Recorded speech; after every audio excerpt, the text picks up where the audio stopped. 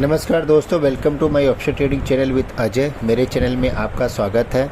आज हम बात करने वाले हैं और समझने वाले हैं एक ऐसे इंडिकेटर के बारे में हम समझने वाले हैं कि जो इंडिकेटर अगर आप सेटअप में लगा लेते हैं तो आपको बाई और सेल दोनों का सिग्नल देता है, लेकिन आपको इसको फॉलो करना पड़ेगा। तो चलिए उसको हम समझते हैं कि वो इस इंडिकेटर का नाम क्या है और कैसे काम करता है। तो इस इंडिकेटर का नाम MACD है। MACD का जो फुल फॉर्म होता है मूविंग एवरेज कन्वर्जन डाइवर्जन होता है। तो इसको हम पहले स्क्रीन पे लगा लेते हैं। तो आपको इंडिकेटर में जाना है। इंडिकेटर में जाने के बाद MACD टाइप करना है, MACD। आप देखेंगे MACD की स्क्रीन पे आ गया है।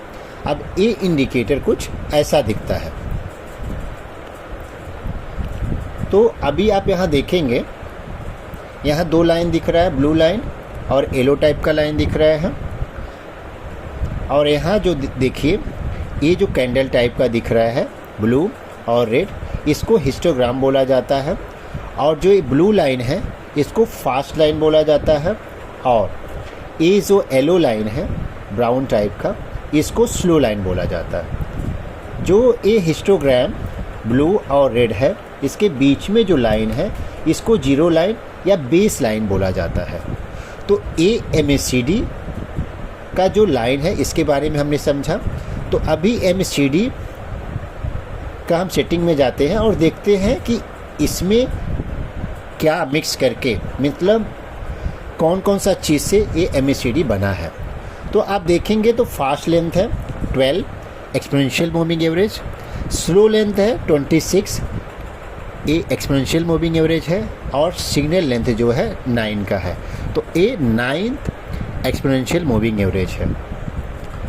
तो जैसा मैंने आपको बताया, ये MACD जो है 3 एक्सपोनेंशियल मूविंग एवरेज से मिलके बना है, 12, 26 और 9। तो ऊपर का जो लाइन है ब्लू लाइन, ये 12 एंड 26 लाइन है जिसको फास्ट लाइन बोला जाता है, मैंने बताया। और नीचे के लाइन को स्लो लाइन बोला जाता है। अब ये कैसे आपको ट्रेड लेना रहेगा, तो इसको हम अब समझते हैं। तो जब ये ब्लू लाइन नीचे से क्रॉस करता है येलो वाले लाइन को, तो आपको बाई करना है। आप इसको स्टॉक में भी यूज़ कर सकते हैं।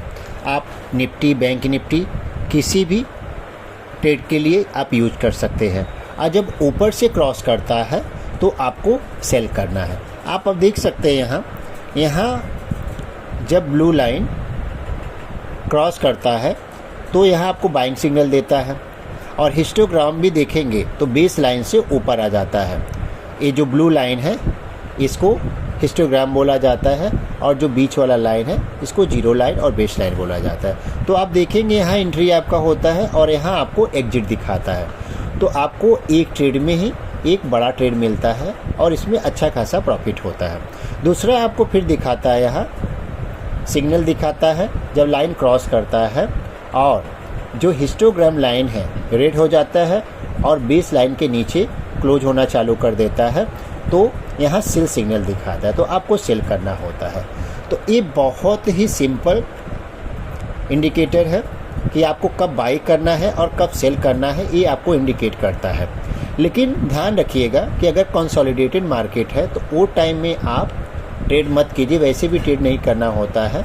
तो वहाँ आप देखेंगे लाइन जो है ये नैरो हो जाता है, दोनों लाइन एक दूसरे को करीब आ जाता है। तो ऐसे में आपको ट्रेड सही नहीं मिलेगा और ऐसे में मार्केट में ट्रेड करने से बचना भी चाहिए। ठीक है, तो इससे भी पता लगता है कि मार्केट कंसोलिडेटेड है। और जैसे ही मार्केट थोड़ा सा ऊपर या नीचे होता है तो लाइन एक्सपांड करता है और डिस्टेंस हो जाता है। और जब ये दोनों लाइन, फास्ट लाइन और स्लो लाइन के बीच में डिस्टेंस बनता है तो आप देखेंगे ये हिस्टोग्राम का भी जो है साइज़ बड़ा हो जाता है। तो ये simple moving average conversion diversion है, इंडिकेटर है। आप इसको अपने सेटअप में लगा के आप ट्रेड ले सकते हैं।